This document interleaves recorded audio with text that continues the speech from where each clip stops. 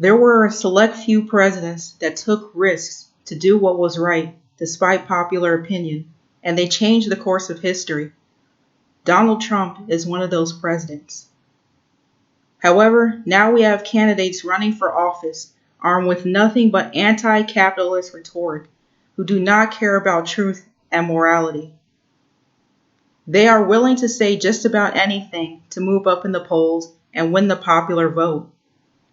During the primary 2020 Democratic presidential debate, Senator Elizabeth Warren said, quote, "The economy is doing great for those who are at the top wealthy 1%, but not for everyone else," end quote. Senator Cory Booker agrees, stating, quote, "We need an economy that works for everyone, not just the wealthiest in our nation," end quote. However, Fed Chair Jeremy Powell, in his testimony to Congress on the state of the economy, stated that, quote, "The labor market remains healthy. The unemployment rate moved down from 3.9% in December to 3.7% in June, close to its lowest level in 50 years. GDP increased at an annual rate of 3.1%. in the first quarter of 2019, similar to last year's pace," end quote. He added that, quote, "The labor market has improved steadily for 10 years now, but just in the last couple of years, it started to reach communities at the edge of the workforce," end quote.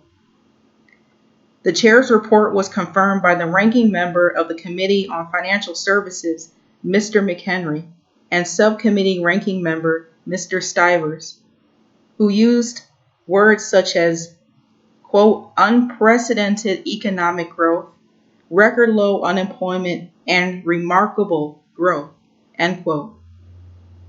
Also, since the president plays a role in fiscal policy, as well as making fair trade and business deals, he should also be given credit for this growth alongside the Fed. Chairman Powell unfortunately did not address whether or not we should raise minimum wage to $15 an hour and lower interest rates. Since the consumer part of the economy, which is job creation and raising wages, makes up 70% of the economy, low confidence in this market, combined with uncertainty in trade and the global economy, are factors that will drive the economy down, not the top wealthy 1%, as the Democrats claim.